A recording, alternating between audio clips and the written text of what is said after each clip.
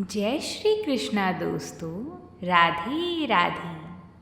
आप सभी का अपने चैनल में बहुत बहुत स्वागत है। आज गुप्त नवरात्रि का 8वां दिन है और आज हम सभी भक्तजन माँ दुर्गा के स्वरूप आस माता की कथा सुनेंगे। यह कथा बड़ी ही कल्याणमयी है। इस कथा का श्रवण हर सुहागन महिलाओं को ज़रूर ही करना चाहिए। साथ ही आज हम अंत में दुर्गा सप्तशती का 10वां और 11वां अध्याय सुनेंगे। तो आइए माता का ध्यान धरकर कथा को शुरू करते हैं। बोलिए माँ जगदम्बा की जय हो। प्राचीन समय में एक राजा था। उसके एक ही राजकुमार था। माता पिता का बहुत लाडला होने के कारण वह बहुत ऊधम किया करता था। वह प्रायः कुओं और पनघटों पर बैठ जाता और जब स्त्रियां जल भरकर घर को चलने लगती तो गुलेल का गुल्ला मारकर उनके घड़े फोड़ डालता था। लोगों ने राजा के पास जाकर राजकुमार के आचरणों की शिकायत की और कहा कि यदि यही हाल रहा तो हमारा निर्वाह किस प्रकार होगा। राजा ने कहा, अब से कोई मिट्टी का घड़ा लेकर पानी भरने ना जाया करे। जिनके यहाँ तांबे पीतल के घड़े नहीं हैं वे हमारे यहाँ से घड़े ले लें। जब स्त्रियाँ तांबे पीतल के घड़े से पानी लेने जाने लगीं तब राजकुमार मिट्टी के बजाय लोहे और कांच के गुल्ले मार मार कर उनके घड़े फोड़ने लगा। लोगों ने एकत्र होकर राजा से फिर कहा कि अब तो हम आपके राज्य से चले जाएंगे, या तो राजकुमार को राज्य से बाहर भेजो। राजा ने उस समय सभी प्रजा को समझा बुझाकर पीड़ितों को शांत किया। राजकुमार उस समय शिकार खेलने गया हुआ था। राजा ने अपने हस्ताक्षर सहित एक आज्ञा पत्र सिपाहियों को देकर कहा कि जब राजकुमार शिकार से वापस आकर महलों में आने लगी तो उसी वक्त यह पर्चा तुम उसको दिखा देना। जब राजकुमार वापस आया और सिपाहियों ने उसे देश से निकलने की आज्ञा पर परवाना दिखाया तो वह उन्हीं पैरों राज दरबार से लौटकर जंगल की तरफ चला गया। राजकुमार घोड़ा बढ़ाता हुआ चला जाता था कि उसी रास्ते में 4 बुढ़ियाँ सामने रास्ते में बैठी हुई थीं। उसने उनको देखा। उसी समय अनायास राजकुमार का चाबुक गिर गया। उसे उठाने के लिए वह घोड़े पर से उतरा और फिर सवार होकर आगे बढ़ा। बुढ़ियों ने समझा कि इस पथिक ने घोड़े से उतरकर हम लोगों का अभिवादन किया है। जब वह उन लोगों के पास पहुंचा तो उन्होंने उससे पूछा, मुसाफिर, तुम बतलाओ कि तुमने हम लोगों में से किसको घोड़े से उतरकर प्रणाम किया था। वह बोला, तुम सब में जो बड़ी हो मैंने उसी को प्रणाम किया है। उन्होंने कहा, तुम्हारा यह उत्तर ठीक नहीं। हम कोई एक दूसरे से कम नहीं हैं। अपने अपने स्थान पर सब बड़ी हैं। तुमको किसी एक को बतलाना चाहिए। तब राजकुमार ने कहा, अपना अपना नाम बतलाओ, तब मैं बतलाऊंगा कि मैंने किसे प्रणाम किया था। एक बुढ़िया ने कहा, मेरा नाम भूखमाई है। राजकुमार ने कहा, तुम्हारी एक स्थिति नहीं, तुम्हारा कोई मुख्य उद्देश्य लक्ष्य भी नहीं। किसी की भूख जैसे अच्छे भोजन से शांत होती हो वैसे ही रूखे सूखे टुकड़ों से भी शांत हो जाती हो, इसलिए मैंने तुमको प्रणाम नहीं किया। दूसरी ने कहा, मेरा नाम प्यास माई है। राजकुमार ने जवाब दिया, जो हाल भूख माई का है वही तुम्हारा है। तुम्हारी शांति जैसी गंगा जल से हो सकती है वैसे ही पोखरी के गंदे जल से भी हो सकती है, इसलिए मैंने तुमको भी प्रणाम नहीं किया। तीसरी बोली, मेरा नाम नींद माई है। राजकुमार ने कहा, तुम्हारा प्रभाव या स्वभाव भी बाकी दोनों की तरह ही लक्ष्यहीन है, पुष्पों की सैया पर जैसी नींद आती है, वैसे ही खेत के डेलों में भी आती है, इसलिए मैंने तुमको प्रणाम नहीं किया। अंत में चौथी बुढ़िया ने कहा, मेरा नाम आसमाई है। तब राजकुमार बोला, जैसे ये तीनों मनुष्यों को विकल कर देने वाली हैं, वैसे ही तुम उसकी विकलता का नाश कर उसे शांति देने वाली हो, इसलिए मैंने तुम्ही को प्रणाम किया है। इससे प्रसन्न होकर आसमाई ने राजकुमार को 4 कोड़ियाँ देकर आशीर्वाद दिया कि जब तक ये कोड़ियाँ तुम्हारे पास रहेंगी, कोई भी तुमसे युद्ध में या जुए में ना जीत सकेगा। तुम जिस काम में हाथ लगाओगे, उसी में तुमको सिद्धि होगी। तुम्हारी जो इच्छा होगी या यत्न करते हुए तुम जिस वस्तु की प्राप्ति की आशा करोगे, वही तुमको प्राप्त होगा। राजकुमार चलता चलता कुछ दिनों के बाद एक राजा के शहर में पहुंचा। उस राजा को जुआ खेलने का शौक था। इस कारण उसके नौकर चाकर, प्रजा परिजन सभी को जुआ खेलने का अभ्यास पड़ गया था। राजा के कपड़े धोने वाला धोबी भी जुआरी था। वह नदी के जिस घाट पर कपड़े धो रहा था, उसी घाट पर राजकुमार अपने घोड़े को नहलाने ले गया। धोबी उससे बोला, मुसाफिर, पहले मेरे साथ 2 हाथ खेल लो। जीत जाओ तो घोड़ों को पानी पिलाकर चले जाना और राजा के सब कपड़े जीत में ले जाना, और जो हार जाओ तो घोड़ा देकर चले जाना। फिर मैं इसे पानी पिलाता रहूँगा। राजकुमार को तो आसमाई के वरदान का बल था। वह घोड़े की लगाम थामकर खेलने बैठ गया। थोड़ी ही देर में राजकुमार ने राजा के सब कपड़े जीत लिए। उसने कपड़े तो ना लिए, पर घोड़े को पानी पिलाकर वह चला गया। धोबी शाम को जब महल में गया, तब उसने राजा को बताया कि एक ऐसा खेलने वाला मुसाफिर इस नगर में आया है, जैसा आज तक मैंने ना देखा और ना ही सुना। कोई उससे जुए में जीत ही नहीं सकता। यह सुनकर राजा बोला, तब मैं उस मुसाफिर से जरूर मिलूंगा और 2-2 हाथ उसके साथ खेलूंगा। दूसरे दिन धोबी राजकुमार को राजा के पास लिवा ले गया। राजा ने उसका उचित आवभगत करके जुआ खेलने की इच्छा प्रकट की। राजकुमार ने कहा, मुझे खेलने में कोई दिक्कत नहीं है, परंतु अधिक देर तक खेलने का मेरा अभ्यास नहीं है। 2-4 दांव में ही बारा न्यारा हो जाना चाहिए। राजा ने कहा, बहुत अच्छा। दोनों खेलने लगे। थोड़ी ही देर में राजकुमार ने राजा का राजपाट सब जीत लिया। राजा ने हार स्वीकार कर ली। तब अपने मंत्री मित्र सबको इकट्ठा करके सलाह ली कि अब क्या करना चाहिए। किसी ने कहा, इसे मार देना उचित है, अकेला तो है ही, क्या कर सकता है।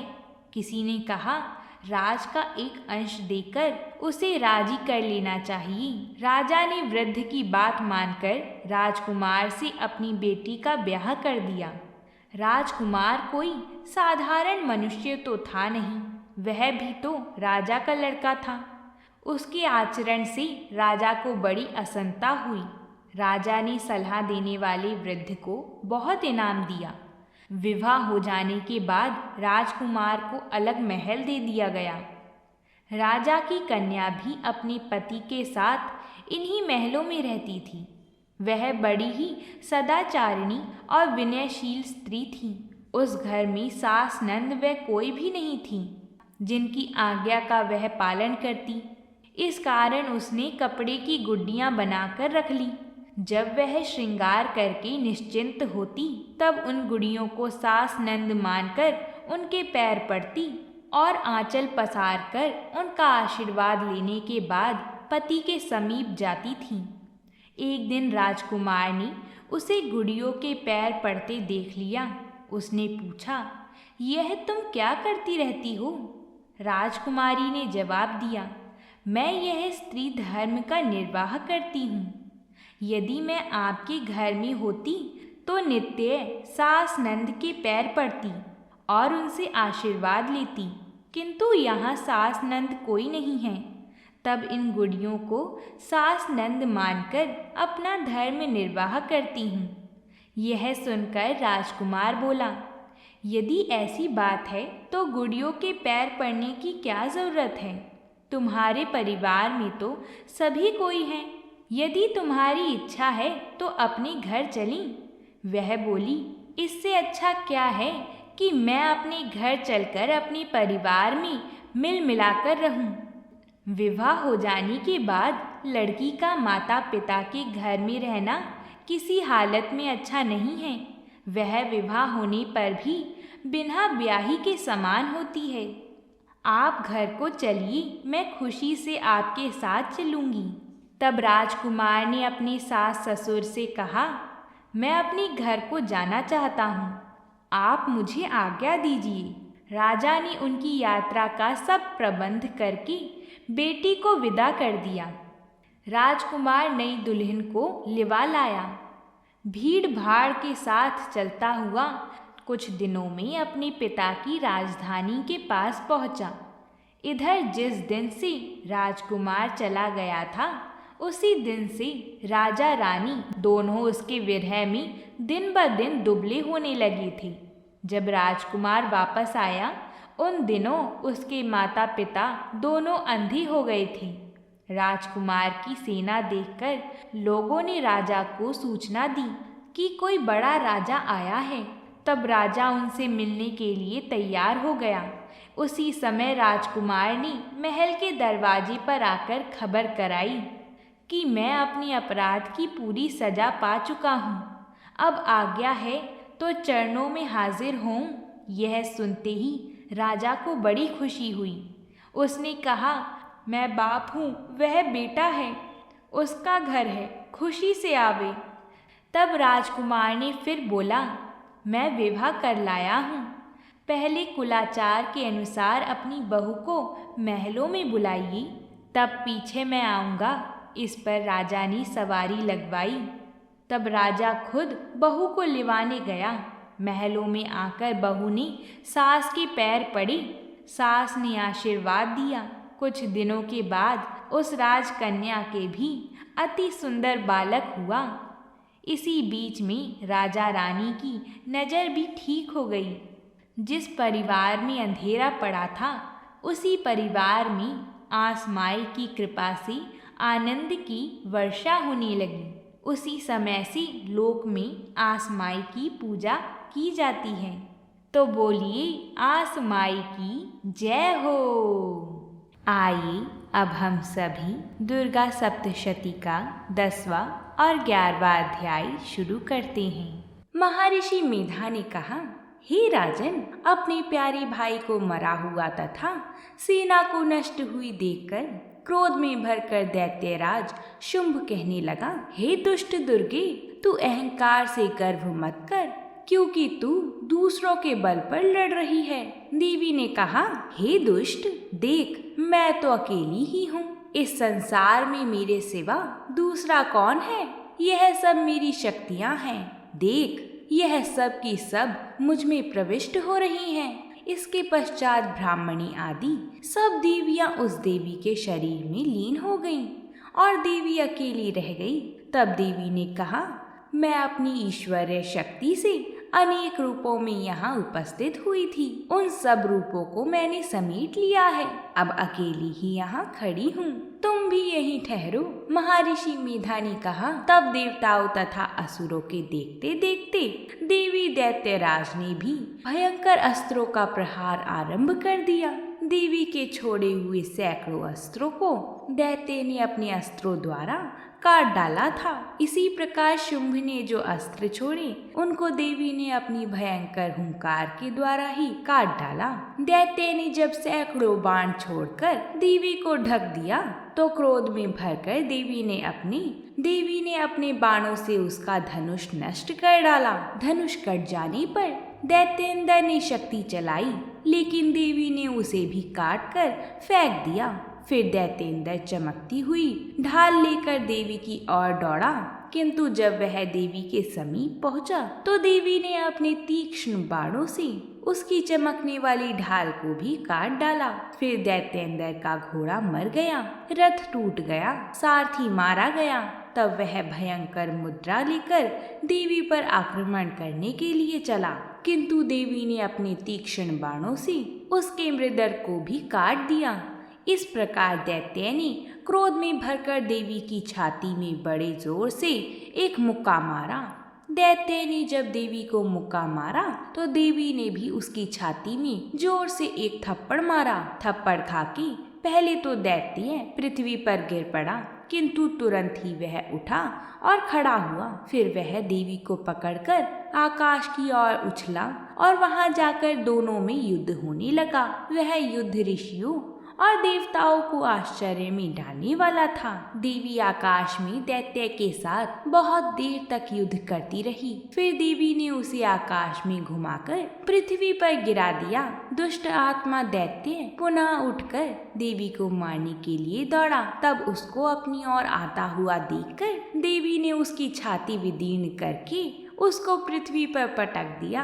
देवी के त्रिशूल से घायल होने पर उस दैत्य के प्राण पखेरु उड़ गए और उसके मरने पर समुद्र, द्वीप, पर्वत और पृथ्वी सब कांपने लग गए थे। उसके बाद उस दुष्ट आत्मा के मरने से संपूर्ण जगत प्रसन्न व स्वस्थ हो गया तथा आकाश निर्मल हो गया। पहले जो मेघ और उल्कापात होते थे वह सब शांत हो गए।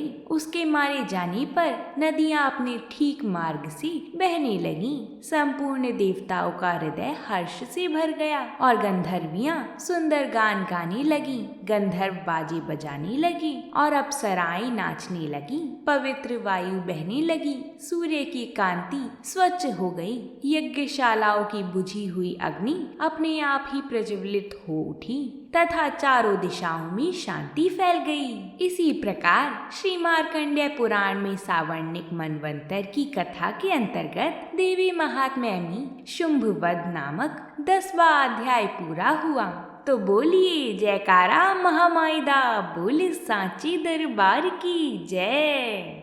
अब हम 11वां अध्याय प्रारंभ करते हैं। महर्षि मेधा कहते हैं, दैत्य के मारे जाने पर इंद्र आदि देवता अग्नि को आगे करके कात्यायनी देवी की स्तुति करने लगे। उस समय अभीष्ट की प्राप्ति के कारण उनके मुख खिले हुए थे। देवताओं ने कहा, हे शरणागतों के दुख दूर करने वाली देवी, तुम प्रसन्न हो। हे संपूर्ण जगत की माता, तुम प्रसन्न हो। हे विंध्येश्वरी, तुम विश्व की रक्षा करो, क्योंकि तुम इस चर और अचर की ईश्वरी हो। हे देवी, संपूर्ण जगत की आधार रूप हो, क्योंकि तुम पृथ्वी के रूप में भी स्थित हो और अत्यंत पराक्रम वाली देवी हो। तुम विष्णु की शक्ति हो और विश्व की बीज परम माया हो और तुमने ही इस संपूर्ण जगत को मोहित कर रखा है। तुम्हारी प्रसन्न होने पर ही यह पृथ्वी मोक्ष को प्राप्त होती है। हे देवी, संपूर्ण विद्याएं तुम्हारे ही भिन्न भिन्न स्वरूप हैं। इस जगत में जितनी स्त्री हैं वह सब तुम्हारी ही मूर्तियां हैं। एकमात्र तुमने ही इस जगत को व्याप्त कर रखा है। तुम्हारी स्तुति किस प्रकार हो सकती है, क्योंकि तुम परम बुद्धि रूप हो और संपूर्ण प्राणी रूप स्वर्ग और मुक्ति देने वाली हो। अंतः इसी रूप में तुम्हारी स्तुति की गई है। तुम्हारी स्तुति के लिए इससे बढ़कर और क्या युक्तियां हो सकती हैं। संपूर्ण जनों के हृदय में बुद्धि रूप होकर निवास करने वाली, स्वर्ग तथा मोक्ष प्रदान करने वाली, हे नारायणी देवी, तुमको नमस्कार है। कला काष्ठा आदि रूप से अवस्थाओं को परिवर्तन की ओर ले जाने वाली तथा प्राणियों का अंत करने वाली नारायणी, तुमको नमस्कार है। हे नारायणी, संपूर्ण मंगलों के मंगल रूप वाली, हे संपूर्ण प्रयोजनों को सिद्ध करने वाली, हे शरणागत वत्सला, 3 नेत्रों वाली गौरी, तुमको नमस्कार है। सृष्टि स्थिति तथा संहारक की शक्ति भूता सनातनी देवी, गुणों का आधार तथा सर्व सुखमयी नारायणी, तुमको नमस्कार है। हे शरण में आए हुए शरणागतों की, दीन दुखियों की रक्षा में तत्पर, संपूर्ण पीड़ाओं को हरने वाली, हे नारायणी, तुमको नमस्कार है। हे नारायणी, तुमको नमस्कार है। तुम ब्राह्मणी का रूप धारण करके हंसों से जुते हुए विमान पर बैठती हो तथा कुछ से अभिमंत्रित जल छिड़काती रहती हो। तुम्हें नमस्कार है। महेश्वरी रूप से त्रिशूल, चंद्रमा और सर्पों को धारण करने वाली हे महावृषभ वाहन वाली नारायणी, तुम्हें नमस्कार है। मोरों तथा मुकुटों से घिरे रहने वाली महाशक्ति को धारण करने वाली हे कौमारी रूप धारिणी निष्पाप नारायणी, तुम्हें नमस्कार है। हे शंख, चक्र, गदा, फर, श्रृंगार, धनुष रूप आयुधों को धारण करने वाली वैष्णवी शक्ति रूपा नारायणी, तुम हम पर प्रसन्न हो, तुम्हें नमस्कार है। हे दांतों पर पृथ्वी धारण करने वाली वराह रूपिणी कल्याणमयी नारायणी, तुम्हें नमस्कार है।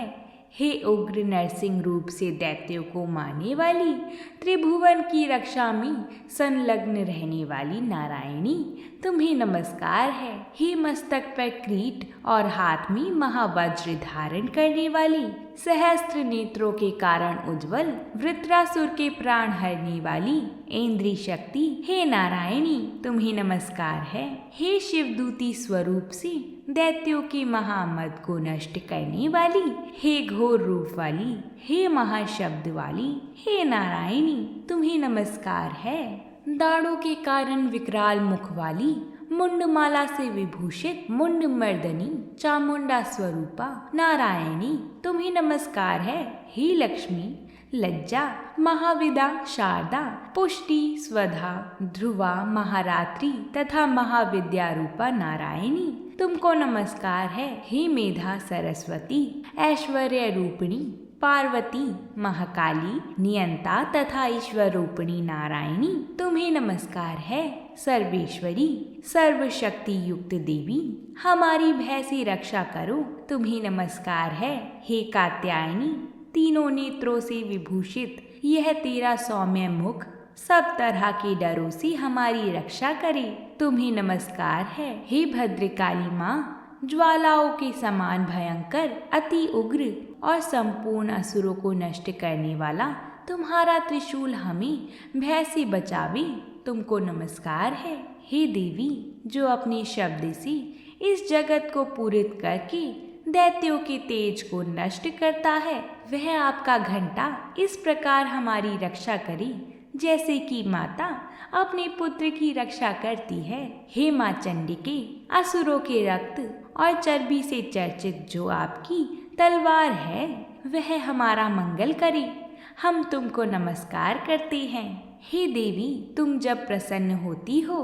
तो संपूर्ण रोगों को नष्ट कर देती हो और जब रुष्ट हो जाती हो तो संपूर्ण वंचित कामनाओं को नष्ट कर देती हो, और जो मनुष्य तुम्हारी शरण में जाते हैं उन पर कभी विपत्ति नहीं आती, बल्कि तुम्हारी शरण गए हुए मनुष्य दूसरों को आश्रय देने योग्य हो जाते हैं। हे अनेक रूपों से बहुत प्रकार की मूर्तियों को धारण करके इन धर्मद्रोही असुरों का तुमने संहार किया है, वह तुम्हारे सिवा कौन कर सकता था।